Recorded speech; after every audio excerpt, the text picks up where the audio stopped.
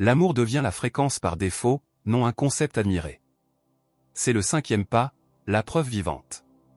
Comprenez ceci. La conscience christique ne se prouve pas par ce que vous comprenez. Elle se prouve par ce que vous devenez dans les moments ordinaires de la vie.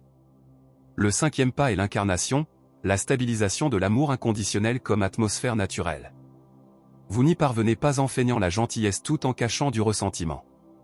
Vous y parvenez en devenant si aligné avec la vérité que l'amour devient la seule réponse intelligente. Et beaucoup demandent. Que signifie incarner l'amour? Nous répondons simplement. Cela signifie cesser d'utiliser la force vitale pour attaquer, cesser d'utiliser l'esprit pour répéter la séparation, cesser d'alimenter les commérages, la plainte et le mépris. Vous répondez différemment. Lorsque d'autres entrent dans une spirale de négativité, vous devenez le centre calme. Lorsque la peur traverse une pièce, vous devenez le souffle stable. Lorsqu'une personne est dans la douleur, vous écoutez avec un cœur ouvert, sans chercher à contrôler le processus de l'autre. Bien-aimé, un pilier de lumière n'est pas quelqu'un qui parle fort. Un pilier de lumière est quelqu'un qui soutient une fréquence. Vous portez une transmission dans le champ. Là où vous passez, l'atmosphère change. Ce n'est pas une fantaisie, c'est une physique de la conscience. L'état intérieur émet une signature électromagnétique. Lorsque vous vivez depuis l'amour, vous invitez le système nerveux des autres à se souvenir de la sécurité. Vous invitez la clarté dans le chaos. Vous invitez la paix dans le conflit. Vous devenez un remède sans annoncer que vous êtes un remède. Et le service ici devient naturel, non forcé. Vous ne servez pas pour vous sentir digne. Vous servez parce que l'intégrité déborde. Parfois, servir c'est enseigner. Parfois, c'est materner ou paterniser avec patience. Parfois, c'est créer de la beauté. Parfois, c'est poser des limites avec compassion. Ne réduisez pas le service à une carrière spirituelle. Votre vie est l'autel. Chaque conversation devient une occasion de transmettre la vérité. Et nous parlons aussi d'abondance, car beaucoup ont été piégés par une histoire fausse. L'amour est spirituel et l'argent est séparé. Cela fait partie de l'illusion des deux pouvoirs. L'abondance n'est pas, en premier lieu, financière. L'abondance est un état d'être. C'est la reconnaissance intérieure de la suffisance, le refus d'habiter la conscience de la pénurie. L'argent est un outil dans le jeu tridimensionnel, mais il n'est pas la source. La source est l'intelligence infinie qui s'exprime comme provision, synchronicité, idée, opportunité et soutien. Lorsque vous incarnez l'amour, vous cessez de poursuivre. Vous vous alignez, et ce dont vous avez besoin arrive par les canaux les plus cohérents avec votre chemin. Et remarquez encore ceci. L'ego veut la reconnaissance, le chant christique ne la veut pas. L'incarnation inclut l'humilité. Vous apprenez à donner sans avoir besoin d'applaudissements. Vous apprenez à aimer sans exiger la preuve d'être valorisé. Vous apprenez à demeurer aimant sans que les autres aient besoin d'être d'accord. Cette humilité n'est pas un effacement de soi. C'est la liberté vis-à-vis de la dépendance au regard d'autrui. Lorsque vous n'êtes plus affamé de validation, vous devenez stable. Le pardon à ce stade s'achève. Non parce que vous êtes devenu faible, mais parce que vous êtes devenu clair. Vous voyez que s'accrocher au ressentiment, c'est s'accrocher à du poison. Vous lâchez parce que vous vous aimez vous-même et que vous aimez la vie. Vous reconnaissez les distorsions comme des distorsions et refusez de construire une identité autour d'elles. Vous cessez d'appeler la douleur mon histoire pour continuer à la porter. Vous la laissez se conclure. Vous avancez. Dans l'incarnation, les relations changent. Certaines connexions s'approfondissent et deviennent de véritables compagnonnages d'âme. D'autres s'éloignent naturellement, sans drame. Ce n'est pas une punition, c'est une résonance. À mesure que la fréquence s'élève, vous ne soutenez plus des environnements qui nourrissent la peur. Le système lui-même refuse. Vous choisissez la simplicité, l'honnêteté et la paix. C'est un signe que la conscience christique s'ancre. Non une fuite de la vie, mais une purification de la vie. Et notez une maîtrise subtile. Vous pouvez apprécier les plaisirs du monde sans en être possédé. Vous pouvez participer sans perdre le centre. Vous pouvez être dans le monde sans être pris dans ces récits hypnotiques. C'est une grande liberté. L'extérieur ne dicte plus l'intérieur. L'intérieur devient créateur. Et pourtant, chers êtres, nous disons la vérité. L'incarnation doit être stabilisée. Le monde vous mettra à l'épreuve. Non pour vous punir, mais pour renforcer l'intégration. Sans rythme, vous dérivez. Sans pratique, vous oubliez. C'est pourquoi il existe un dernier pas, le saut, ce qui rend le chant christique cohérent et durable. Le stade final n'est pas une nouvelle idée. C'est la stabilisation de tout ce qui a été éveillé. Nous l'appelons le saut parce qu'il fixe la vie dans un rythme vivant qui maintient l'alignement au milieu du changement. C'est la manière dont la conscience christique cesse d'être un sommet et devient la base. Commencez par comprendre ceci. L'éveil est une spirale, non une ligne droite. Vous revisiterez des thèmes. Vous verrez d'anciens schémas tenter de revenir. Vous aurez des jours de clarté et des jours où le corps semblera lourd. Ne dramatisez pas. L'intégration est l'art de revenir. Chaque retour renforce le chemin intérieur. Chaque retour rend l'état plus naturel.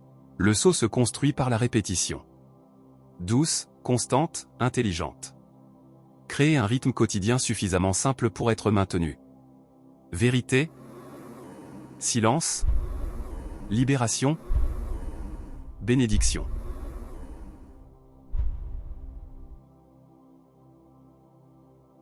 Étudiez un court passage de principes centraux pour maintenir l'esprit clair. Entrez dans le silence pour maintenir la communion. Libérez ce qui surgit par le ressenti et le témoignage.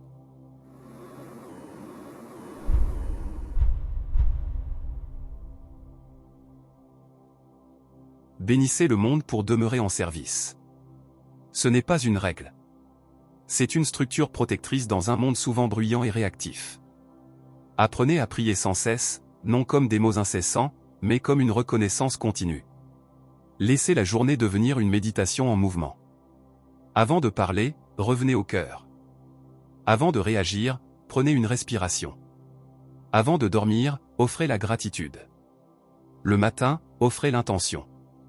Je choisis l'union. Je choisis l'amour. Je choisis ce qui est réel. Ces phrases ne servent pas à convaincre l'univers. Ce sont des décisions de fréquence qui organisent la conscience. Et ici, le discernement devient vital. Tout ce que vous entendez n'est pas pour vous. Tous les enseignements ne correspondent pas à votre chemin. Toute lumière n'est pas claire. Utilisez le cœur comme authentification. Si quelque chose vous dilate dans la paix et l'intégrité, cela peut servir. Si quelque chose vous contracte dans la peur, la supériorité, l'obsession ou la confusion, laissez-le de côté. Le saut exige du discernement parce que la conscience christique n'est pas naïve. Elle est claire. Elle ne remet pas l'autorité au spectacle. Nous vous parlons aussi comme membres d'une famille plus vaste. Beaucoup sont ici pour soutenir une fréquence, non pour convertir qui que ce soit.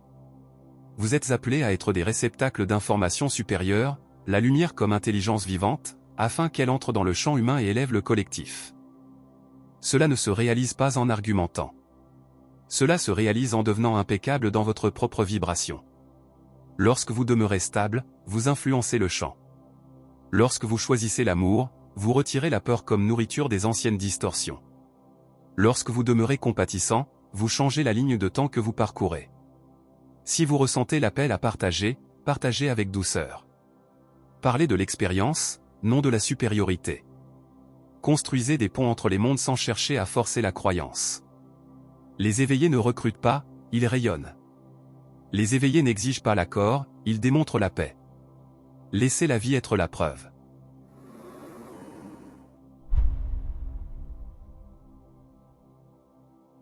Laissez la joie être le message.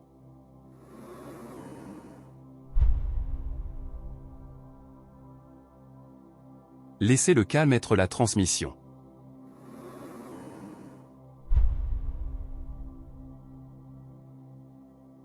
Et lorsque le monde semblera un théâtre de chaos, n'entrez pas dans le cœur de la peur collective. Revenez au témoignage. Observez le spectacle de la terre sans l'alimenter.